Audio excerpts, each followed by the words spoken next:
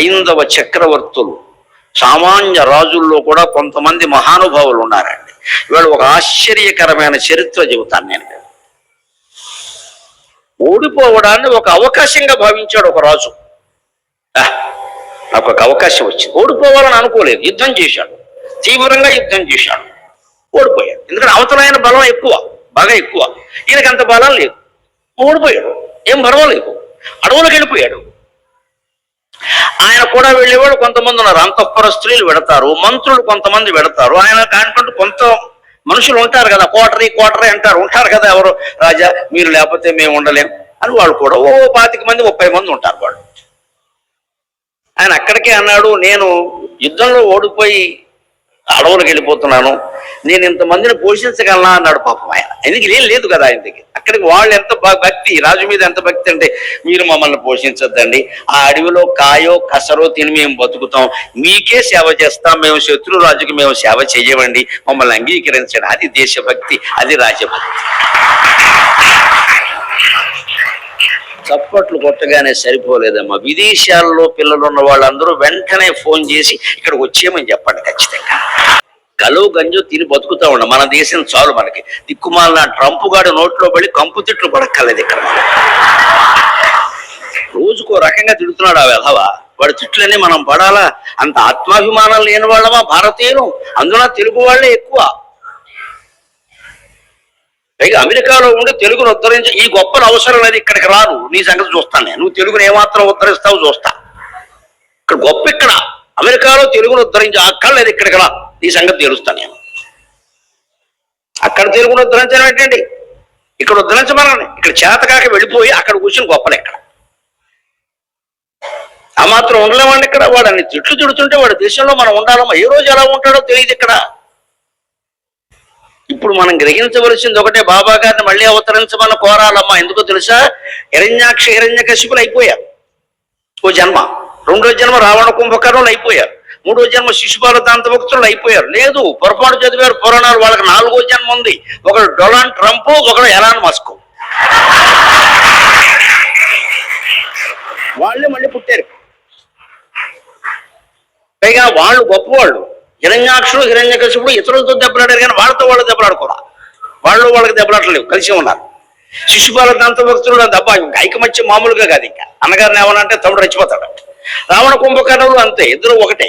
కానీ వీళ్ళు ఎలాంటి వాళ్ళని, వీళ్ళు దెబ్బలాడుకుంటారు, ప్రపంచంతోనూ దెబ్బలాడతారు. అంత దుర్మార్గులు తయారు. ఈ ఎలాన్ మస్క్ ఆయన వెళ్ళి అంగారక గ్రహం మీద కాలనీ కడతాడు. ఎందుకు? రియల్ ఎస్టేట్ పెంచడానిక. అంగారక గ్రహం మాకెందుకయ్యా, ఆనపకాయల ధర పెరిగిపోయి మేము ఎడుతుంటే ఎక్కడ, కూరగాయల ధరలు పెరిగిపోయి అన్ని పెరిగిపోయి మేము ఎడుతూ, అంగారక గ్రహం మనకెందుకంటే ఈ శని వాళ్ళు అక్కడ తీసుకెళ్ళడానిక. రామేశ్వరం వెళ్ళిన శనేశ్వరం తప్పలేదని, అంగారక గ్రహం వల్ల వీడు రియల్ ఎస్టేట్ తప్పదు. అక్కడ గజం ₹1 అమ్మేస్తాడు వీడు. అదేదో ఇక్కడ చేయరాదా? ఇది మనుషుల ఆశ. ఇటువంటి స్థితిలో బతుకున్నాం. మనకి ఇప్పుడు ఈ ఉపాఖ్యానం అవసరమా? దీన్ని కాండిక్య కేశిధ్వజోపాఖ్యానం అంటారు. కృష్ణదేవరాయలు ఆముక్తమాల్యదలో రాస్తాడు ఈ కథని. కాండిక్యుడు కేశిధ్వజుడు ఇద్దరు రాజులు. ఇద్దరు ఎవరి వంశమో తెలుసా? మామూలు వంశం కాదు, జనక మహారాజు వంశం. సీతాదేవి తండ్రి జనక మహారాజు ఉన్నాడే, ఆ వంశంలో రాజులందరినీ జనక అనే అంటారు. అంటే ఏదో చార్లెస్ ఫిఫ్త్ ఇంగ్లీషు పుస్తకాల్లో చదువుతూ ఉంటామే, అలాగా జనక 20వ జనకుడు, 22వ జనకుడు, 42వ జనకుడు, 100 ఉన్నారు. అందులో ఒకరు సీతాదేవి తండ్రి. ఆ వంశంలో ఒక గొప్పతనం ఏమిటంటే, వేదాంతి కానివాడు రాజు కాడు అక్కడ. ఆ వంశం గొప్పతనం అది. అందరూ వేదాంతులే. అక్కడ రాజు కావడానికి మొదటి అర్హత, you should be A philosopher. నువ్వు వేదాంత శాస్త్రం చదివావా? అయితే రా. అది నిమి అయిన ఆ వంశానికి మూల పురుషుడు నిమి. ఆ నిమి నుంచే ఆశ్చర్యం, రెప్పపాటు, నిమిషం అనే మాట పుట్టింది. నిమిషం మనం రెప్పపాటు వేస్తే నిమిషం అంటారు. దేవతలకి రెప్పపాటు ఉండదు, అందుకని అనిమిషులు అంటారు వాడిని. ఆ నిమి నుంచే నిమిషం అనే పుట్టింది. అందుకని నిమి నుంచే ఆయన తపస్సు చేసిన ప్రదేశం నుంచి నైమిషారణ్యం పుట్టింది. వాడు మొత్తం వంశం అంతా వాడు చక్రవర్తుల యుద్ధాలు చేశారు. వేదాంతమే. యుద్ధం చేశారు, ధర్మం కాబట్టి యుద్ధం చేశారు, రాజ్యం కోసం యుద్ధం చేయాలి, తమ రాజ్యాన్ని కాపాడుకుందుకు యుద్ధం చేశారు, ఆత్మరక్షణ కోసం. అందుకని వాళ్ళు ఆక్రమించలేదు వేదాంతులు. ఆ వంశంలో కాండిక్యులు కేశిధ్వజులు అని ఇద్దరు రాజులు పుట్టారు. ఇద్దరు అన్నదమ్ములే, అంటే సొంత అన్నదమ్ములు కాదు, కజిన్స్ అంటాం కదా, దాయాదులు, అన్నదమ్ముల పిల్లలు. సాధారణంగా తగాదా ఎవరి దగ్గర ఉంటుంది? సొంత అన్నదమ్ముల కంటే ఎక్కువ అన్నదమ్ముల పిల్లల దగ్గరే ఉంటుంది. ఎందుకంటే వీళ్ళకి మధ్యలో ఓ పెట్ట గోడ ఉంటుంది. ఆ గోడకి యువతల చింత చెట్టు ఉంటుంది. ఆ చింత చెట్టు కర్మకాలి కొమ్మలన్నీ ఇటు చెప్పుకుంటాయి. ఈ తమ్ముడు వెళ్ళి కాయలు కొత్తాడు, అనగారు తగాదా కొత్తాడు, కూర్చుకెళ్తాడు. దాయాదుల మధ్య తగాదా ఏంటి? ఇదే పెట్ట గోడ. 4 ఎకరాలు పొలం ఉంటుంది, ఇద్దరు పంచుకుంటారు. పరాయి వాడు ఎవడో 1/2 ఎకరం పట్టుకుపోయినా వీడికి బాధల. సొంత పెదనాన్న కొడుకు ఒక అంగుళం ఆక్రమించేసరికి కోర్టులో కేసేస్తారు. ఎందుకంటే వీళ్ళకి వాళ్ళ అబ్బాయి అమెరికాలో చదివాడు, మా అబ్బాయి చదవాలి, వాళ్ళ అమ్మాయికి అంత సంబంధం వచ్చింది, మాకు రావాలి. ఈ పోలికలన్నీ ఉంటాయండి దగ్గర బంధువుల మధ్యలో. అందుకని మన బంధువులే మనకి శత్రువులు అవుతారు. పోలికలు లేకపోతే శత్రుత్వం లేదు ఇక్కడ. అందుకని సరిగ్గా వీళ్ళకి శత్రుత్వం వచ్చింది, రాజ్యంలో తేడా వచ్చింది. కాండిక్షుడు తనది ధర్మం అనుకున్నాడు, యుద్ధం చేశాడు. కేశిధ్వజుడు కూడా తనదే ధర్మం అనుకున్నాడు, యుద్ధం చేశాడు. ధర్మం కోసం వచ్చేసారు వాళ్ళు, స్వార్థం కోసం. అక్కడ లా పాయింట్ ఏదో ఉంది అక్కడ. అందుకని దాని ప్రకారం ధర్మం యుద్ధం చేస్తే పోరాడగా చివరికి కేశిధ్వజుడి యొక్క బలం ఎక్కువ, బలగం కూడా ఎక్కువ. కాండిక్షుడు ఓడిపోయాడు. గెలుపు ఓటములను ఎలా తీసుకోవాలో ఈ కథ తెలియజేస్తుంది. ఈవేళ యువతరానికి బాగా ఉపయోగపడే కథ అండి. ఎప్పుడు గెలిచినప్పుడు పొంగిపోకుండా ఉంటే ఓటమి నాడు కృంగిపోవలసిన అవసరం ఎవ్వరికీ రాదు. మనకి ఇవాళ పెద్ద జబ్బు ఏమిటంటే, ఏదో ఎల్కేజీ కుర్రాడికి క్లాసులో ఫస్ట్ ర్యాంక్ రాగానే ₹1,00,000 పార్టీ, నమశివాయ, మా వాడికి ర్యాంక్ వచ్చింది. ఇది పక్క వాళ్ళు చూశారు, వాళ్ళ అబ్బాయికి 1,00,000 పార్టీ ఇచ్చారు, మనం 2 లక్షల పార్టీ ఇవ్వాలి. అసలు పార్టీలో అదో ఈఎంఐ పెట్టాయి, ఇస్తాడు, గొప్ప చెప్పుకోవాలి. బోల్డ్ ప్లాస్టిక్ వాడాలి, అంతా అవతల బారేయాలి, సమాజం నాశనం అయిపోయింది. నీకు అక్కల నీ కొడుకు పార్టీ నీకు ముఖ్యం. ఈ పార్టీ జరిగింది అంటే ప్లాస్టిక్ కంచాలు, ప్లాస్టిక్ పళ్ళారు, మొత్తం ఈ చెత్తంతా పట్టుకెళ్ళి పక్కన బారేయడం. ఒక విందు జరుపుతున్నాము అంటే పర్యావరణానికి హాని జరుగుతుందంటే నన్ను అడిగితే ఆ విందే మానేయడం మంచిదమ్మా. ప్రకృతిని శాపించేసించే అధికారం మనకి. అవసరమైతే చెప్పొచ్చు, నేను పర్యావరణానికి హాని చేయకుండా ఉండడం కోసమే మా అబ్బాయి పెళ్లికి రిసెప్షన్ ఇవ్వట్లా అని చెప్పండి. ఎవరైనా అడిగితే నా పేరు చెప్పండి. నేను మా అబ్బాయి పెళ్లికి రిసెప్షన్ ఇవ్వాలా, ఆడపిల్లి వారి ఇంటి దగ్గర జరిగింది, ఆయన పెట్టాడుగా, భోజనం సరిపోయిందని చెప్పారు. రాగలిగిన వాళ్ళు అక్కడికి రండి అన్న, నా తెలివితేటలు నాకున్నా. అక్కడికి కూడా వస్తాడు, దూరం సగం మంది వచ్చారు, మంచిది, ఇప్పుడు ఖర్చు తగ్గింది. మా బియ్యం కూడా నేనే ఇద్దరం బాగున్నాం. అందుకే శుభ్రంగా నేనే స్వార్థంగా మిగిల్చుకోవాలి. ఆయనకు మొత్తం ఖర్చు ఎంత అయిందని నేను అడిగాను. నేను సుమారుగా నేనే ఇచ్చేసాను ఆయనకి, నేను పెట్టుకుంటాను, మళ్ళీ రిసెప్షన్ వద్దు. కోడలు బంగారు తల్లి లాంటి కోడలు మన ఇంటికి రావాలి, కానీ ఈ ఖర్చులు లెక్కలేంటండి ఇక్కడ. నేను హైదరాబాద్లో రిసెప్షన్ పెట్టాను, నాకు తెలుసు హైదరాబాద్లో రిసెప్షన్ పెడితే 2 ఎకరాలు అమ్మేయాలి. మన స్థాయి వేరే కదా. మనకి టీవీల వాళ్ళు, మంత్రులు, ముఖ్యమంత్రులు, ఎమ్మెల్యేలు అందరూ వచ్చేస్తారు, వీళ్ళందరికీ ఫుడ్ నేను ఎక్కడ పెట్టాను. అంతకంటే కూడా నాకు బాధ, ఎంత ప్లాస్టిక్ చెత్త పెరిగిపోతుంది, ఎవరు ఆపుతారు దీన్ని? అంతే మన ఇళ్లలో జరిగితే అలాగే. ఎందుకంత ఆర్భాటం? ఎందుకని ఎన్ని విందులు వినోదాలు ఇంత చేసి కాపురం చేస్తారా ఈ మేడం? ఏం జరుగుతోంది ఈవేళ? ఈ ఖర్చులు, ఈ విందులు వినోదాలే తగాదాలకు కారణం అవుతున్నాయి. తర్వాత మా నాన్న అంత పెట్టాడు, మా నాన్న పెట్టాడు అంతే. ఈ అసలు పెట్టడం మానేసి తగ్గించేస్తే ఆ గొడవ ఉండదండి. అందుకే వీళ్ళిద్దరి మధ్యలో తగదా. బలం కారణంగా కేశిధ్వజుడు నెగ్గాడు, కాండిక్షుడు ఓడిపోయాడు. ఆయన వదిలేశాడు, అన్నయ్య యుద్ధంలో గెలిచావు కదా, తప్పే ఉంది, తీసుకో రాజ్యం, నువ్వు తీసుకో అని పరమ వైరాగ్యంతో అడవులకు వెళ్ళిపోయాడు. ఆయనతో పాటు ఓ 25 మంది వెళ్ళిపోయారు, అది వేరే విషయం. తర్వాత విచిత్రం జరిగింది. ఈ కేశిధ్వజుడు రాజ్యం గెలిచాను కదా అని ఆనందంతో ఉన్నాడు. సహజంగా మరీ తీవ్రమైన ఆనందం ఏం కాదు, ఉన్నాడు, ఆయన దారిని ఆయన ఉన్నాడు. తర్వాత ఒక యజ్ఞం చేశాడు ఆయన. మరి గెలిచిన రాజులు యజ్ఞాలు చేస్తారు కదా, యజ్ఞం చేశాడు. యజ్ఞానికి ఒక ధేనువు ఉంటుంది, హోమ ధేనువు అంటారు. యజ్ఞం చేసినప్పుడు ఎప్పుడు యజ్ఞంలో పాలు వాడతారు కదా, పాలు, పెరుగు, నెయ్యి వాడతారు. ఆ నెయ్యి ఒక ఆవు నెయ్యి వాడతారు సాధారణంగా. దానికి ఒక ఆవు ప్రత్యేకంగా ఉంచుతారు, ఒక ఆవుని. అంతేకాని రోడ్డు పక్కన ఏది పడితే తినేసి ఆవును పట్టుకొచ్చి ఆ నెయ్యి, ఆ పాలు వాడరు. అందుకని హోమధేనువు అంటారు. ఆ హోమధేనువుని బాగా కాపాడాలి యజ్ఞం చేసే వాళ్ళందరూ. దానికి ప్రత్యేకంగా ఒక పాక ఏర్పాటు చేసి ఒక మనిషిని కాపాడబెట్టి రాత్రులు తెలగపిండి పెట్టి అక్కడ దీపం పెట్టి అది ఏం చేసినా శుభ్రం చేసి స్వయంగా చూడాలి, లేకపోతే హోమం చెడిపోతుంది. హోమధేనువు అంటే వశిష్ఠ మహర్షితో సమానం. పురోహితుడు ఎంతో హోమధేనువు కూడా అంతే. గోబ్రాహ్మణేభ్య కాపాడవలసిందే. అలాగే కాపాడారు. అయితే మరి అన్ని మనం అనుకున్నట్టు జరగవు కదా. ఈ హోమధేనువు ఓసారి ఏదో దాని కట్టు ఎవరో పొరపాటును తీసినట్టుగా ఉన్నారు, లేకపోతే హోమధేనువు కదా అని వదిలేశారో, అది వెడుతూ వెడుతూ వెడుతూ వెడుతూ ఆ మార్గం దాటి అరణ్యంలోకి వెళ్ళిపోయింది. దాన్ని పులి చంపి తినేసింది. దానికి తెలియదు కదా ఇది హోమధేనువు, పులికి తెలియదుగా, దాని మెడలో బోర్డు లేదుగా, చంపి తినేసింది. ఇప్పుడు పెద్ద సమస్య. ఆ రోజుల్లో యజ్ఞంలో హోమధేనువు మధ్యలో చనిపోయింది అంటే మొత్తం యజ్ఞం నిర్వీర్యమైపోవడమే కాకుండా కర్తకి శాపం తగులుతుంది.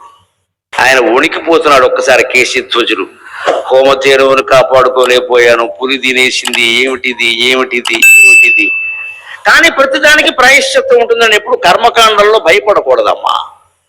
ఏదైనా వాడు చేయవలసింది, దీపం సరిగ్గా పెట్టలేకపోవడమో, నైవేద్యం సరిగ్గా పెట్టలేకపోవడమో, అది సరిగ్గా ఉడకపోవడమో, లేదా కుడి వైపు పెట్టి ఎడమ వైపు పెట్టడం ఏదో జరిగితే కంగారు పడకూడదు. కుడి ఎడమైతే పొరపాటు లేదు, నువ్వు నమస్కారం పెట్టవే అంతే. మనకు అదే కంగారు ఎక్కువ. రోజు దీపం పెడుతున్నాను, ఈవేళ పెట్టలేక, రోజు పెట్టావు కదా ఈవేళ ఊరుకో, అమ్మవారికి కూడా రెస్ట్ ఉండాలి కదా. మనకి ఎప్పుడు ఈ అలవాటు అంటే మట్టి, గుర్తుపెట్టుకోండి. డీ కింద డాబొత్తు, మట్టి అలవాటు అవ్వకూడదు ఏది, అందుకే అలవాట్లు మార్చేయాలి. ఎప్పుడు ఒకటే పుస్తకం లలితా సహస్రం తీసుకుని చదవకూడదు, అది అష్ట కుళ్ళిపోయింది, పడాయి బయటపడాయి.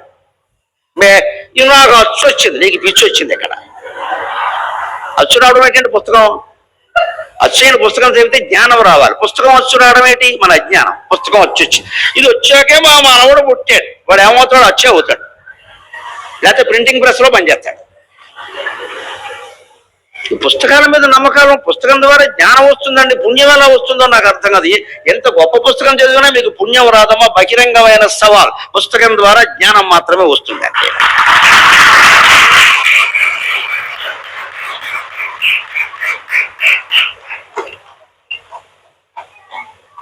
ఆ పుస్తకం చదవాలి, భాగవతమైనా సుందరకాండైనా చదవాలి, దాంట్లో విషయం గ్రహించాలి, అది జీవితానికి అన్వయించుకోవాలి, ఆచరించాలి. కానీ ఆ పేజీ పవిత్రం, ఆ శ్లోకం పవిత్రం అని నిలిపెత్తే దానికి ఆరతి ఇచ్చేస్తే కాలిపోతుంది పుస్తకం, దాని మీద నీళ్లు పోస్తే పురుగులు వస్తాయి. మన అజ్ఞానం బాగా ఎక్కువైపోయి వస్తువులను గౌరవిస్తారు, మనుషులనేమో గౌరవించారు. ఇంట్లో ముసలాళ్ళు ఉంటారు, వాళ్ళు పట్టించుకోరు, బట్టల బుట్ట కంటే అన్యాయంగా చూస్తారు. పుస్తకాలని, వస్తువుల్ని, రుద్రాక్షమాలని మాత్రం గౌరవిస్తారు. ఎక్కడిది ఇది? ధరుని కష్టపెట్టి నారాయణుని కొల్చు అని ఒక కవి చెబుతాడు ఖచ్చితంగా. జాషువా అని మహాకవి చెబుతాడమ్మా. గబ్బిలం అని కావ్యం రాశాడు ఆయన. గబ్బిలం మీద, గబ్బిలం ఎలా ఉంటుందో తెలుసా, కాళ్ళు పైకి తల కిందికి పెట్టి ఎగురుతుంది. అది దానికి భగవంతుడు ఇచ్చిన శక్తి. దాని కాళ్ళు పైకి ఉంటాయి, తల కిందికి ఉంటుంది, అలాగే ఎగురుతుంది. ఇంట్లోకి ఎప్పుడైనా గబ్బిలం వచ్చినప్పుడు చూడండి, ఓ సెల్ఫీ దిగండి, వీలైతే. దిగలేరులేండి, అంత ధైర్యం లేదు కానీ దిగండి, పర్లేదు. తల కిందకు ఉంటుంది, కాళ్ళు పైకి ఉంటాయి. ఆయన గబ్బిలం మీద కావ్యం రాశాడే. అన్ని గొప్ప గొప్ప గొప్ప పక్షుల మీద రాయాలా, గబ్బిలం మీద రాయకూడదు రాశాడే. గబ్బిలం ఎందుకు కాళ్ళు పైకెట్టుకుంటుందో ఒక పద్యం చెప్పాడు విచిత్రంగా. కవి అంటే ఆయన. నరుని కష్టపెట్టి నారాయణుని కొల్చు ధర్మశీలురున్న ధరణి మీద, నరుని కష్టపెట్టి నారాయణుని కొల్చు ధర్మశీలురున్న ధరణి మీద, కాలు మోపలేక గబ్బిల మొక్కటే శరణయుగళి దివికి సాచి నడచు.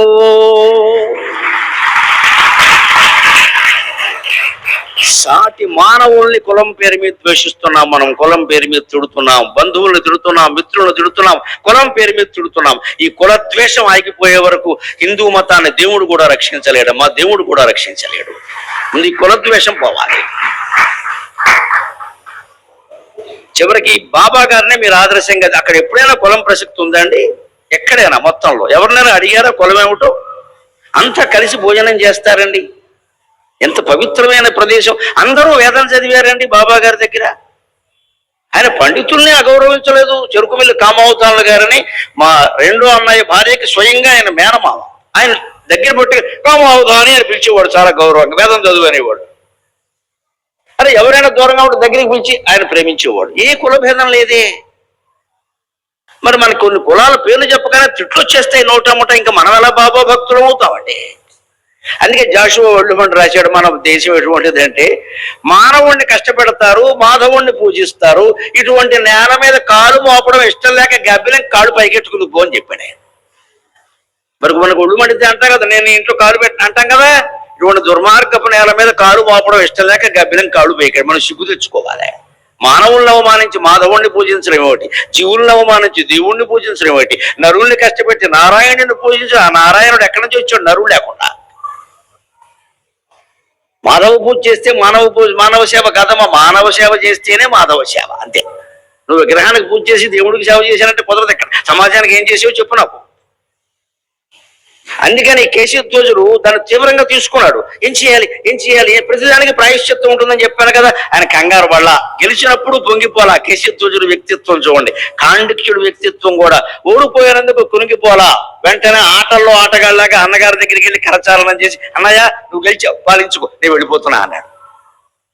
అప్పుడు ఆయన కళ్ళలో కూడా వెళ్ళొచ్చు, తమ్ముడు ఏదో నాకు ధర్మం అనిపించి యుద్ధం చేశాను కానీ నువ్వు లేకుండా నేను ఉండలేను రానని. ఏం పర్వాలేదు అన్నయ్య, నువ్వు గెలిచావు, పాలించుకో హాయిగా అని ఆయన వెళ్ళిపోయాడు. ఈయన ఈ హోమధేనువు పోయేసరికి ఆయన వెంటనే మంత్రిమండల సమావేశపరిచాడు పండితులు. యజ్ఞధేనువు పోయింది, ఏం చేయాలంటే వాళ్ళు దీనికి ప్రాయశ్చిత్తం ఉందండి, కానీ ఇది తెలుసున్నవాడు ఒక కాండిక్యుడే ఉన్నాడు, ఇంకెవరు లేరన్న. ఇప్పుడు సమస్య చూడండి. తన చేతుల్లో ఓడిపోయిన వాడు కాళ్ళెట్టుకోవాలి. ఇది జీవితానికి పరీక్ష, జీవిత పాఠం అంటే ఇదే. నీ చేతిలో ఎవరు ఓడిపోయారో వాడు కాళ్ళెట్టుకోవాలి. ఆ పండితులు చెప్పారు, మీకు తెలియదండి, ఆయన యుద్ధంలో ఓడిపోతే ఓడిపోవచ్చు, యజ్ఞశాస్త్రంలో ఆయన మించిన వాళ్ళు లేరండి, దీనికి ఏం చెయ్యాలో ఆయన ఒక్కడే తెలుసు, పైగా అది ఆయన వచ్చి చేస్తేనే అది అవుతుందండి, లేకపోతే ఇది పాపం అయిపోతుంది, మీ ఇష్టం అన్నారు. ఆయన ఏం మాట్లాడకుండా కేశధ్వజుడు వేషం మార్చుకుని కేవలం అంగవస్త్రం కట్టుకుని పైన ఒక చిన్న తువ్వాలు లాంటిది వేసుకుని నిరాయుధంగా తన శత్రువు దగ్గరికి వెళ్ళాడు. ఓడిపోయిన శత్రువు అడవుల్లో ఉంటే ఎంత కక్షతో ఉంటాడండి, అటువంటి వాడి దగ్గరికి ఇలా వెళ్ళొచ్చా? వాడు చంపేయడా? ఆయన ఏమనుకున్నాడంటే వెంటనే వీళ్ళు అంతేనా, ఇంకో మార్గం లేదండి ఇదే అంటే ఏమన్నాడో తెలుసా? కొంతమంది శ్రేయోభిలాషులు, ముఖ్యంగా భార్య పిల్లలు బంధువులు, రాజా వెళ్ళకండి, ప్రాణాలు, ఆయన ఓడిపోయి ఉన్నాడు, మహాకక్షతో ఉంటాడు, అక్కడ మంత్రులు వాళ్ళు కూడా ఉన్నారు, మాకు తెలిసింది ఒక 30-40 మంది ఉన్నారట, వాళ్ళు ఎవరైనా మిమ్మల్ని చంపేస్తే ఎలాగా, అందుకని మీరు వెళ్ళకండి అంటే ఆయన ఏం చెప్పాడు? హిందూ కింగ్, సనాతన ధర్మానికి కట్టుబడిన కేశధ్వజుడు ఏమన్నాడో తెలుసా? నాకు వెళ్ళగానే ఆయన ప్రాయశ్చిత్తం చెప్పాడా, ఆ ప్రకారం యజ్ఞం చేస్తాను, నాకు యజ్ఞ ఫలం దక్కుతుంది. ఒకవేళ ఆయన చేతుల్లో నేను చనిపోయాననుకో, నా ప్రయత్నం నేను చేసి చనిపోయాను కాబట్టి యజ్ఞ ఫలం దక్కుతుంది నాకు ఖచ్చితంగా అన్నాడండి. ఇది కర్మకాండలో తత్వం అంటే ఇది. పూజలు చేసినా, వ్రతాలు చేసినా, నోములు చేసినా పిచ్చి నమ్మకాలు పెట్టుకోకూడదు. 6ంటికి పెట్టే దీపం 6:30కి పెట్టే అమ్మవారి టైం చూడదమ్మా, ఆవిడకి వాచి లేదు, చచ్చిపోక్కర్లేదు అలాగా. ఈ నియమాలన్నీ ఎందుకు పెట్టారు? నియమం నిష్ఠ అంటారు. నియమం లేకపోతే నిష్ఠ ఉండదు కదా, అందుకని పెట్టారు. కంగారు పడిపోక, కావాలని చేయలేదు కదా, ఏదో జరిగింది. ఇంత పసుపు కింద పడగానే, ఇంత కుంకం కింద పడగానే ఓ సెంటిమెంట్. శుక్రవారం కూడాను. పసుపుకి తెలిసా శుక్రవారం అని? ఇదేమిటండి, పసుపుకి తెలిసా శుక్రవారం అని? పసుపు ఎవరికి తెలుసా బాగా? ఇవాళ పత్రికలో చెప్తా, ఎందుకైనా మంచిది. కుక్కలకి పసుపు చూస్తే చాలా పట్టుకుంటాయి. వీధి కుక్కలు ఉన్న చోట పసుపు చీర కట్టుకుని వెళ్ళకండి, ప్రమాదం. పత్రికలో చదివా, చెప్పేస్తే మంచిదని చెప్పి. వీధి కుక్కలు భాగవతం బాగా నడుస్తుంది కదా ఈ వచ్చిన. కుక్క గరవకుండా ఉండాలంటే పసుపు నీలం ఈ 2 రంగులు వేసుకుని బయటికి వెళ్ళకూడదు వీధి కుక్కలు ఉన్న చోట. రైల్లోని విమానాల్లోనూ కాదు, మళ్ళీ చేదస్థం చేసుకోవద్దా. రైల్లో విమానాల్లో కుక్కలు ఉండవుగా, బయట వీధి కుక్కలు ఉన్నాయి ఈ వాతావరణంలో. అంటే పసుపు నీలం బట్టలు ధరించకుండా ఉంటే అవి ఎక్కువ ముట్టుకో. వాటి కళ్ళు, కుక్కల కళ్ళు పసుపుని నీలాన్ని బాగా క్యాచ్ చేస్తాయి, పట్టుకుంటే వచ్చి అక్కడ. నాకు మళ్ళీ తెల్లబట్టలో ఉన్నారు, జోలికి రమ్మన్నా రాదు, ఏం గొడవలేదు. మా వీధిలో నేను తిరుగుతూనే ఉంటాను. మనుషులు పట్టుకున్నారు కానీ నన్ను కుక్కలు పట్టుకోలేదు. మనుషులు పట్టుకుని ధర్మ సందేహాల పేరు మీద పీకేశారు కానీ ఒక్క కుక్క నా జోలికి రాలేదు. అంటే పసుపు కింద పడితే, పసుపుకు తెలుసా అమ్మా అది శుక్రవారం అని, దాని క్యాలెండర్ తెలుసా? పడింది, తీసేయి, ఏమైంది? ఇలాగ ఈ పిచ్చి సెంటిమెంట్లు పెంచుకోవాలి. కేశధ్వజుడు వెళ్ళి ఇదే చెప్పాడు. ఆయన ఒకవేళ చెప్పాడా, మంచిది, ప్రాయశ్చిత్తం చేసుకుంటాను, యజ్ఞం చేస్తాను, యజ్ఞ ఫలం వస్తుంది.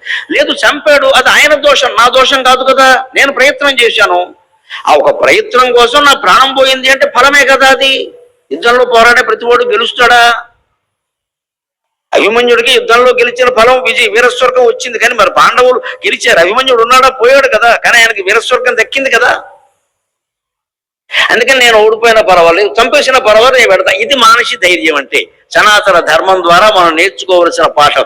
గెలిచినా ఓడినా మనం ప్రయత్నం చేశామా లేదా, అదే ముఖ్యం, గెలవడం ముఖ్యం కాదు. ఇప్పుడు ఆధునికంగా యువతరాన్ని పీడిస్తూ ఉన్న 70% సమస్యలు అయిపోతాయి.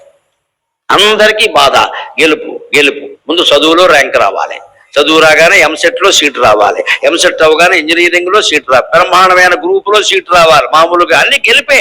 ఎక్కడ ఓటమిని అంగీకరించగలిగే తత్వం లేదండి అసలు. పోనీ మనకి ఇందులో సీట్ రాలేదు, ఇంకో చోట సీట్ ఉంది, అదే రావాలి. ఇంట్లో వాళ్ళు అంతే, అతను అంతే. ఏమైపోతాడు జీవితం నాశనం కాక. అందుకని అన్నిట్లోనూ గెలవాలని కోరుకుంటున్నా. దానివల్ల ఏమవుతుంది, నాశనం అవుతుంది జీవితం. ఎక్కడ చివరికి ఉద్యోగం అంతే. ఇలా బీటెక్ అయిపోగానే ఉద్యోగం వచ్చేయాలి. మా ఫ్రెండ్కి వచ్చింది, నాకు రాలా. నాకు అర్థం కాదు. ఆ ఫ్రెండ్కి బీపీ షుగర్ వచ్చి ఉండొచ్చు, నీకు అవి రాలేదుగా. అది పోల్చుకోవే. మా ఫ్రెండ్కి వచ్చేసింది. ఇప్పుడు ఈ పోలికి ఇంతలో ఆగలేదండి. మా క్లాస్ మేట్స్ అందరికీ పెళ్ళిళ్ళు అయిపోయినా, నాకు అవట్లా అని అర్జెంటుగా ఎవడో పట్టుకుంటాడు, వీడు అయిపోతాడు బతుకు. ఇంకా ఇప్పుడు అర్జెంట్ పెళ్ళి ఎందుకు అంత తొందర? వాళ్ళకి అయిపోతే నీకు అవ్వాలా? వాళ్ళు ఎవడన్నా 2 ఏళ్ళే పెళ్ళి అని వాడి దగ్గరికి లేరా సుఖంగా ఉన్నావంటే వాడేమంటాడు? ఒకటి అడిగట్టు మిత్రుడు, ఇలాగే పెళ్ళై సుఖంగా 2 ఏళ్ళు అయింది కదా, ఆనందంగా ఉన్నావు అన్నాడు. వాడేమన్నాడు? మా ఆవిడ వంటింట్లోంచి అవి ఇవి విసురుతూ ఉంటుంది, తగిలితే ఆవిడ ఆనందిస్తుంది, తగలకపోతే నేను ఆనందిస్తా, మొత్తం మీద ఆనందంగానే ఉన్నావు. ఇందుకోసమా పెళ్లి చేసుకున్నది? అవి షాక్ అని కొడుతుంది ఆవిడ, తగిలితే యా అంటుంది ఆవిడ, తగలకపోతే ఈయన యా అంటాడు. ఇది కాపురం అంటారు దీన్ని? ఆనందం అంటే ఇదా? అందుకని కేశవధ్వజుడు యొక్క వ్యక్తిత్వం గమనించి అక్కడికి వెళ్ళాడు. అక్కడికి వెళితే దూరం నుంచి చూశారు కాండిక్షని పుత్రులు మిత్రులు. మహారాజా ఆలస్యం చేయదు, వస్తున్నాడు, ఆయుధం కూడా లేకుండా వస్తున్నాడు, వేసేద్దాం, మీరు అనండి, వేసేస్తాం అన్నట్ట. వెంటనే ఈయన ఏమన్నాడో తెలుసా? సనాతన ధర్మాన్ని పాటించే చక్రవర్తి అండి, రాజు, యుద్ధం చేస్తే చేయొచ్చు, మనస్సు విశాలమైన. ఆయన అంగవస్త్రం కట్టుకుని ఉత్తరీయంతో ఆయన వస్తుంటే ఆయన మీద యుద్ధం చేస్తానంటో నీకేమైనా బుద్ధి ఉందా అసలు? వాడు సకల సైన్యంతో యుద్ధానికి వస్తే చేద్దాం, వాడు చేతులు చచ్చిపోదాం, పర్వాలేదు. అందుకని ఏమీ లేకుండా బికారిలే అతను వస్తుంటే బహుశా ఏదో అడగడానికి వస్తున్నాడు రా, ఊహించాడు పాపం. ఏదో సందేహం ఉండి వస్తున్నాడు, లేదా నా మీద జాలేసి వస్తున్నాడు, ఏముంది? లేదా మా తాతగారు ఆబ్దికం, మరి ఇద్దరికి తాతగారు ఒకటే కదా, ఆబ్దికం పిలవడానికి వస్తున్నాడేమో, మనకేం తెలుసు, రాకుండా ఈ గోల ఏమిటి, రాని అన్నాడు. తీరా వచ్చి ఆయన గురువు కదా, మరి చెప్పాలి, సందేహం కాండిక్షుని పాదాలకు నమస్కారం చేసి, యజ్ఞంలో ఇలా జరిగింది, దీనికి ఏం చేయాలో చెప్పు అంటే, దానికి ఏముంది అన్న కూర్చో అని ఏం చేయాలో చెప్పాడు. చెప్పగానే ఈయన అన్నాడు, నువ్వు గురువు, నా సందేహం తీర్చావు, నాకు యజ్ఞఫలం దక్కింది, గురు దక్షిణ కోరుకోమన్నాడు. మరి గురువుకు దక్షిణ ఇవ్వాలి కదా, సంప్రదాయం. గురుదక్షిణ కోరుకో అంటే పక్కడు కూడా పక్కన ఉన్న వాళ్ళు వచ్చేసారు, కోటరే. ఇప్పుడు ఏదో చెవిలో పెట్టుకుంటారే, ఏదో బ్లూటూత్ అలాంటివన్నీ పెట్టేసి వీడికి ఎక్కించేసారు బాగా. ఏంటి? రచ్చమడుగు రచ్చమడుగు రచ్చమడుగు. సనాతన ధర్మానికి పాటుపడిన రాజండి ఆయన. ఏమన్నాడు తెలుసా? రాజ్యం అడుగు అంటే, నాకు రాజ్యం వద్దు, ఏమొద్దు, నేను ఇష్టాన్ని తీసుకొని రాజ్యం, నేను గెలిచిన రాజ్యం నాకు అది వద్దు. నేను ఇప్పుడు అడవులో ఉండగా నాకు కలిగిన ప్రయోజనం ఏమిటంటే, రాజ్య పరిపాలనలో ఉన్నప్పుడు నాకు అరగంట కూడా తీరిక దొరికేది కాదు. ఇక్కడ పూర్తిగా తీరికే కదా. అందుకని హాయిగా చెట్టు కింద కూర్చుని వశిష్ఠ మహర్షి చేసినంత తపస్సు చేశాను నేను. ఎంత వినియోగం. కానీ బ్రహ్మజ్ఞానం అనేది గురుముఖత ఉపదేశం పొందాలి అని పెద్దలు చెబుతున్నారు. అందుకని నువ్వు ఆ బ్రహ్మ విద్యలో, ఆ కేశవధ్వజుడు బ్రహ్మ విద్యలో గొప్పవాడు అంటే గమనించండి. కాండిత్యుడు కర్మకాండలో గొప్పవాడు, ఆయన బ్రహ్మజ్ఞానంలో గొప్పవాడు. కర్మకాండ బ్రహ్మజ్ఞానం 2 త్రాసుకి 2 పక్కలు ఉంటాయి లెక్క. జిల్లెళ్ళమూడు అమ్మ మహాసాధ్వి, లోకానికి అమ్మ ఆవిడ చెబుతుంది, కర్మకాండకి జ్ఞానకాండకి తేడా ఏమీ లేదురా. ఒక త్రాసు చూడండి, ఈ పక్కన కర్మకాండ పెట్టండి, ఈ పక్కని మోక్షము జ్ఞానకాండ పెట్టండి, మధ్యలో ముళ్ళు ఉంటుంది కదా, అదే నేను అంది ఆవిడ. నేను అదే అబ్బాయి. అది కర్మకాండ వైపు మొగ్గితే కర్మబంధాల్లో ఇరుక్కుంటావు, జ్ఞానకాండ వైపు మొగ్గితే మోక్షం వస్తుంది, అంతే తేడా అని. ఎంత గొప్పగా ఉందండి ఉదాహరణ. ఏమీ చదవని ఒక ఇల్లాలు చెప్పిన మాటమ్మ, ఆవిడ మహాజ్ఞాని. ఏం చదవాలి? ఆవిడ మరో అనసూయ, మరో సాధ్వి, మరో పార్వతి, మరో సీత. అంత జ్ఞాన త్రాసు. ఇదో జ్ఞానకాండ, ఇదేమో కర్మకాండ. మధ్యలో ముళ్ళు ఉంటుంది కదా, అది ఎటు మొక్కితే అటు కదా, మధ్యలో నేను, అది ఎటు మొక్కకుండా స్థిరంగా ఉంటే నువ్వు స్థిరంగా ఉన్నట్లు లెక్క. అటు కర్మకాండ వైపు మొక్కిందా కర్మకాండ ఊబిలో కూరుకుపోతావు, జ్ఞానకాండ వైపు మొక్కిందా జ్ఞానం వస్తుంది. అంచేత ఈ నేను అనేది స్థిరంగా ఉండేలా చూసుకో, అది మోక్షం. అంతే లెక్క, అది పొందాలి. అందుకని కేశిధ్వజుడికి ఆయన ఏమడిగాడంటే, కాండిక్యుడు నాకు ఆ బ్రహ్మ విద్యను ఉపదేశించు, నాకు ఇంకేం వద్దు, నేను కర్మకాండకి సంబంధించిన రహస్యాలు నీకు చెప్పాను కదా, నాకు ఆ బ్రహ్మ విద్యను ఉపదేశించు అంటే ఆయన అన్నాడు, అదేమిటి కాండిక్ష, వచ్చేటప్పుడు నన్ను ఎంతో మంది భయపెట్టారు, చంపేస్తావని చెప్పారు, చంపలేదు నన్ను నువ్వు, పైగా నేను రాజ్యం ఇస్తానయ్యా అంటే పుచ్చుకోకుండా బ్రహ్మజ్ఞానం అడుగుతున్నావు, రాజ్యం కంటే బ్రహ్మజ్ఞానం గొప్పదా అంటే ఆయన అన్నాడండి వెంటనే, వినుకేశిధ్వజ ధాత్రివేడమకి ఆవేదించదన్ హేతువు. వినుకేశిధ్వజ అముక్తమాల్యదలో కృష్ణదేవరాయలు రచించిన పద్యం ఇది, గెలుపోటములను సమానంగా తీసుకోవడాన్ని గురించి. వినుకేశిధ్వజ ధాత్రివేడమకి ఆవేదించదన్ హేతువు. అజ్ఞునకుంగాక అన్యులకు ఏల రుచియుంచు లౌల్యమిందున్. అజ్ఞునకుంగాక జ్ఞానికి ఏల జనించు లౌల్యమిందున్. రణంబున పాడిన్ రిపుగెల్చు వేడిమియు. రణంబున పాడిన్ రిపుగెల్చు వాడిమియు. ప్రజాపోషణంబు ధర్మంబు రాజునకవు. ప్రజాపోషంబు ధర్మంబునవు రాజునకవు. ప్రజాపోషంబు ధర్మంబు రాజునకవును. అయిన త్వద్విజుతు అయిన అశక్తు త్వద్విజితరాజ్యున్ నన్నఘంబంటునే. అయిన అశక్తు త్వద్విజితరాజ్యున్ నన్నఘంబంటునే. వైదిక ధర్మంలో, సనాతన ధర్మంలో, హిందూ ధర్మంలో ఉండే అపూర్వ జ్ఞాన రహస్యం అంతా ఈ పద్యంలో ఉంది. కేశిధ్వజ, నేను భూమి అడగను, జ్ఞానమే అడుగుతాను. ఎందుకో తెలుసా? అర్జునకుంగాక వివేకికేల రుచియించున్ లౌల్యమెందున్. మనకి లౌల్యం ఇవాళ సమాజాన్ని పట్టి పీడిస్తున్నది లౌల్యం అండి. లౌల్యం అంటే ఇంగ్లీష్ లవ్ కాదమ్మా, అపార్థం చేసుకోకండి, అది కూడా లౌల్యమే. లోలస్య భావం లౌల్యం, లోలమైపోవడం. ఎందుకని ఇంటికి వెడతాం, ఫోన్ తీసుకుని అంటాం, అక్కడేదో కనపడుతుంది, ఓ పెద్దది కుర్చీ, అదొక అష్టదిగ్గజాల్లో ఒకటంత ఇంతలా ఉంటుంది, ఇది కావాలి, ఇదే లౌల్యం. ఇక్కడ మీకు ఇంట్లో ఉన్నాయి కదా, కూర్చోవచ్చు కదా. ఇంట్లో ఉన్న కుర్చీలన్నింటిలో మీరు కూర్చున్నారండి, ఒకసారి ఆలోచించండి. మీ ఇంట్లో ఉన్న ప్రతి కుర్చీలో మీరు కూర్చున్నారా? కూర్చోరండి. నాకు నియమం, మా ఇంట్లో సోఫా ఉన్నా, కుర్చీ ఉన్నా, చిన్న పేట ఉన్నా, రోజులో ఏదో ఒక సమయంలో అందులో కూర్చుంటాను నేను. లేని దానికి ఎందుకు కొన్నా పని లేక. చిన్న ముక్కాల పేట ఉంటుంది మా ఇంట్లో, దాన్ని ఒకసారి తెచ్చుకుని కూర్చుంటాను, పేపర్ చదువుకుంటాను. లేదా పేట ఎందుకు కొన్నావు? ఎవడో వచ్చిన వాడు కూర్చోవడానికి కాదండి, సోఫాలు కుర్చీలు. మనం కూర్చున్నావా? ఈ ఉన్న సోఫాలు, కుర్చీలు, మంచాలు అన్నీ మనమే అనుభవించి వాటి అందమో ఆనందమో ఏదో పొందితే అసలు అది అవసరమో కాదో తెలిసిపోతుంది. మనం అది చెయ్యం. ఎక్కడ అంతా షో బిజినెస్. మొహాల్లోకి ఇలా రాగానే సినిమా సెట్టింగ్ అంటారు అందరూ. అంటే ఈ మొహానికి అనేవాడు కావాలి, ఆ షో కావాలి, వాడు అనే మాటలు కావాలయ్యా. నీకు నువ్వు కూర్చోకల్లా, నువ్వు కూర్చోనప్పుడు ఆ షో అంతా దేనికండి? ఇక్కడ నీ ఇల్లు నీ కోసమా, బయట వాళ్ళ కోసమా? అయితే బయట బోర్డెట్టు, బయట వాళ్ళందరూ రావచ్చని.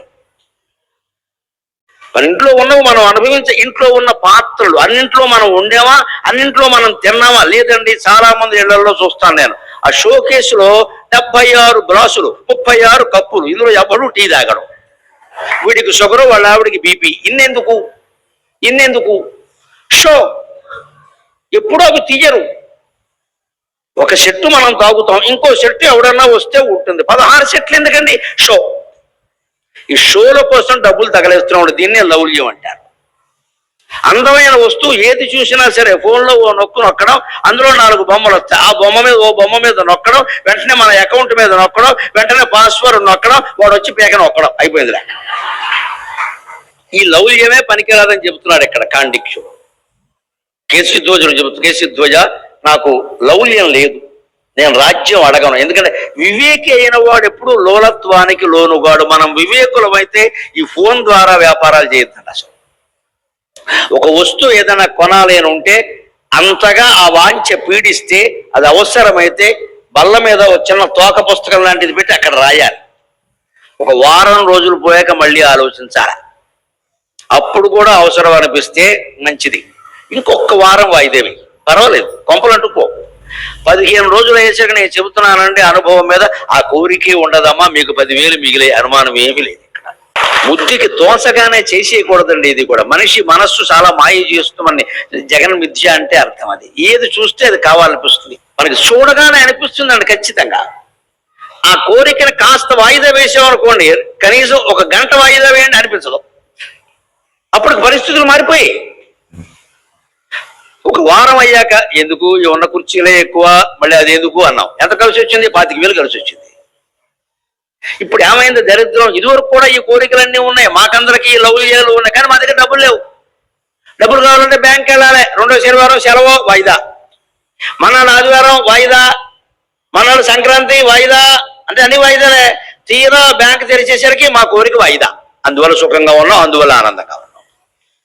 వీళ్ళు వాయిదా వేసే అవకాశం లేదండి. చేతిలో ఫోన్ ఉంది, అందులో అకౌంట్ ఉంది. సైబర్ నేరస్తులకు దొరికిపోయాం మొత్తం అంతా కూడా. కోరిక కరెక్ట్గానే తీర్చుకోవాలా, ఇంతకంటే దరిద్రం ఉందా? ఇక్కడికి ఏ కోరికలు తీరుతాయని ఇన్ని వేల మంది వచ్చారమ్మా, కేవలం జ్ఞానం అనే కోరిక తప్ప ఇంకేది తీరే అవకాశం.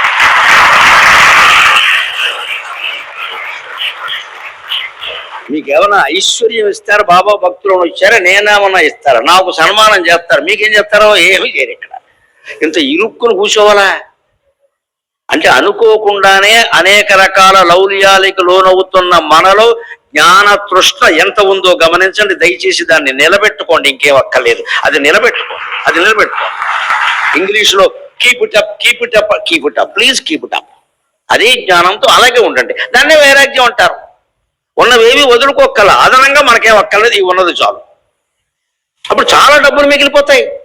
ఇదే అంటున్నాడు అతను. నాకు వివేకి అన్నవాడికి లౌల్యం ఉండదు కదా, అవివేకం ఉంటుంది. కానీ నేను అందుకోసమే భూమి అడగట్లేదయ్యా, జ్ఞానం అడుగుతున్నాను. నేను జ్ఞానం శాశ్వతంగా ఉంటుంది కదా. భూమి శాశ్వతమా? ఇప్పుడు నా చేతిలో నువ్వు గెలిచావు, నువ్వు లాక్కున్నావు, రేపు నీ చేతిలో ఇంకోళ్ళు లాక్కుంటాడు. ఈ భూమి ఏమైనా శాశ్వతమా? మళ్ళీ రాజ్యం నాకు వస్తే మాత్రం నేను ఓడిపోనని ఏమైనా ఉందా? అపూర్వమైన తపస్సు చేసే అవకాశం దొరికింది నాకు. అంత జ్ఞానం పొందాక కూడా మళ్ళీ లౌల్యంతో నేను రాజ్యం ఎందుకు అడుగుతానయ్యా? నాకు ఇవన్నీ అక్కర్లేదు. రాజు అయిన వాడికి ధర్మం ఏమిటండి? రణంబున పాడి గెలించు వాడిమియు, యుద్ధంలో న్యాయంగా యుద్ధం చేయాలి. అలా చేశాను నేను. శత్రువుని గెలిచి వాడి ఉండాలి, చూపించాను. నా శక్తి అంతా చూపించాను. కానీ అలాగే ప్రజాపోషము, ప్రజల్ని పోషించాలి. ఆ పోషణ నా బదులు నువ్వు చేస్తున్నావు కదా, నాకేమీ పని లేదు కదా. ఇక్కడ నాకేమీ పని లేదు, నువ్వు చేస్తున్నావు. అంతేకాదు ధర్మాన్ని పాటించాలి. నా ధర్మం ప్రకారం నేను ఉన్నాను. అందుకే నువ్వు వచ్చినప్పటికీ నిన్ను చంపే ప్రయత్నం మా వాళ్ళు ఎంతమంది చెప్పినా నేను చెయ్యాల. అలాగే నేను నీకు పాదాభివందనం చేయాలా, నువ్వు నాకు పాదాభివందనం చేయాలా. గురువుగా భావించావు, నమస్కారం చేసావు. నీకు కావలసిన తత్వం ఏదో నేను చెప్పాను, కర్మకాండ రహస్యం చెప్పాను. నువ్వు నాకు జ్ఞాన రహస్యం చెప్పు, ఇంకేం అక్కర్లా అని చెప్పి ఆయన వెంటనే నమస్కారం చేసి, నాకు ఇదే గురుదక్షిణయ్యా, ఇంకేం అక్కర్లేదు. ఇవి రెండే కదా కావలసిన ధర్మంబును రాజునకు గౌరు కదా, ఇవే మనకు కావలసింది, ఇంతకంటే ఏం కావాలి? అది నాకు ఇస్తే చాలు అన్నాడండి. అందుకే నేను వాటిని ఎందుకు కోరతా అన్నాడు. ఇది కథలో మీరు ఆలోచించండి. ఓడిపోయి కూడా అలా ఉంటే ఆయన అన్నాడు, ఖాండిక్ష ఇలా అంటావని నేను అనుకోలేదయ్యా, నీకు బ్రహ్మజ్ఞానం ఉపదేశిస్తాను, అభ్యంతరం లేదు. కానీ నేను వచ్చేటప్పుడు నువ్వు అడిగితే రాజ్యం ఇచ్చేయాలని అనుకున్నానయ్యా. కనీసం నీకు కాకపోయినా నీ కొడుక్కైనా రాజ్యాన్ని ఇచ్చే అవకాశం నాకు ఇమ్మని అడిగాడండి. అది ఆయన ఔదార్యం. చివరికి ఖాండిక్షుడు తపస్సు చేసుకుంటూ అడవిలో ఉండిపోయాడు. ఖాండిక్షుడు కుమారుడు రాజు అయ్యాడు. సమస్య ఎంత తేలిగ్గా హాయిగా పరిష్కారం అయిందండి, బ్రహ్మజ్ఞానం కారణంగా. మనుషుల హృదయాలు మార్చడం ద్వారా, జ్ఞానోపదేశం ద్వారా ఉగ్రవాదాన్ని, తీవ్రవాదాలను నిర్మూలించాలండి. నన్ను మన్నింతురుగాక ఒక్క మాట చెబుతున్నా, ఉగ్రవాదాన్ని నిర్మూలించవలసింది శ్మశానాల ద్వారా కాదమ్మా, బాబా గారి బోధల ద్వారా నిర్మూలించాలి. బాబా గారి బోధల ద్వారా నిర్మూలించాలి. ఆ మహానుభావుడు ఏం చెప్పాడు? Love all, serve all. అందరినీ ప్రేమించు, అందరినీ సేవించు. అందరినీ అన్నాడు, కానీ అందులో నువ్వు నేను ఇద్దరిని చేర్చలేదు. ఇక్కడ కొంతమంది చెబుతూ ఉంటారు చూడండి, ఆటోల మీద చూస్తున్నాను ఈ మధ్యన, ఇదేం విచిత్రమైన సూక్తి అనుకున్నా. అందరూ బాగుండాలి, అందులో నేను ఉండాలి. కుదరదు. నువ్వు ఉంటే బాగుండాలి ఎవడవు. తప్పుడు సూక్తి అది. అందులో నువ్వు ఉండడం ఎందుకు, పని లేక శనిగ్రహం. ఇదే స్వార్థం, ప్రతి వాడికి ఇదే. అందరూ బాగుండాలి, అందులో నేను ఉండాలి. నువ్వు ఉండదు, నువ్వు ఉంటే బాగుండదు. నేను అనేది ప్రపంచం నాశనం కావడానికి, మన జీవితం నాశనం కావడానికి ప్రధాన కారణం. ఆ నేను పోతే తప్ప ఎవడు ఉండడు. అది మనం వదులుకోం. అందరూ సంపన్నులే ఉండాలి, నేను కూడా ఉండాలి. అయిపోయింది. నువ్వు ఉన్నాక ఇంకెవడు అవడు ఇక్కడ, నువ్వే ఎక్కువ. మనం ఫోటోలు తీస్తూ ఉంటాం చూడండి, తాజ్మహల్ దగ్గరికి వెళ్ళి ఫోటో దిగుతాం. తాజ్మహల్ దిగమ్మ, నువ్వెందుకు నుంచున్నావు పక్కనే? తాజ్మహల్ పక్కన మనం ఉండి ఫోటో దిగుతాం. ఇంటికి వచ్చాక తాజ్మహల్ ఎప్పుడు చూడం, మన్నే చూసుకుంటాం. ఇంకో చీర కట్టుకుని వెళ్ళాల్సింది. తాజ్మహల్ పోయింది, నీ చీర మిగిలింది. మరి ఆ చీరతో ఇంటి దగ్గరే ఫోటో తీసుకోవచ్చు కదా, తాజ్మహల్ ఎందుకు వెళ్ళావు? ఒక మహత్తరమైన శిల్పాన్ని చూడడానికి మనం పక్కన మన వేరు ముఖం ఎందుకంటే అక్కడ ఈ స్వార్థం పెరిగిపోయింది బాగా అందరికి. సెల్ఫీ. ఆ వ్యక్తిని ఫోటో తీసుకో, ఆ విషయాన్ని తీసుకో, చూసుకో. మనం ఉండాలి జరిగిన మాయ ఏమిటంటే ఇదే జగన్మిథ్య. నేను ఇంతసేపు నిన్నే చూస్తావు, ఎవరైనా పెళ్లి ఫోటోలు మనకి ఇచ్చారనుకోండి, వాళ్ళ పెళ్లి ఫోటో మనం ఏం చూస్తామండి, టప్ లాలాజలం బట్టి తిప్పేసి, మామూలుగా కాదు లాలాజలంతో తిప్పేసి నేనెక్కడ అంతే. నువ్వు కనపడిపోతే ఆ ఫోటో చూడు. అందుకే ఒక కుర్రాడు, 5 ఏళ్ల కుర్రాడు తల్లిని అడిగట, అమ్మ మీ పెళ్లి ఫోటోల్లో నేను లేనే అన్నట్ట. వాడు గొప్ప జ్ఞాని అంటే. మరి వాడికి కూడా వాడే కావాలి. ఇవి మా పెళ్లి ఫోటోలు రాని చూపిస్తే మీ పెళ్లి ఫోటోల్లో నేను ఎందుకు లేను అన్నాడు. తల్లికి ఏం చెప్పాలో తెలియలా. అయ్యి బాబు ఇదేం ప్రశ్న అని. మరి వాడికి అనిపించింది సెల్ఫీ, నేను లేకుండా మీరు ఫోటో దిగడం ఏంటి? ఇలాంటివి తయారైన దీని నుంచే మనం బయటపడాలమ్మా ఖచ్చితంగా. అందుకోసం భారతదేశపు రాజులు అంతటి వైరాగ్యాన్ని పాటించారు.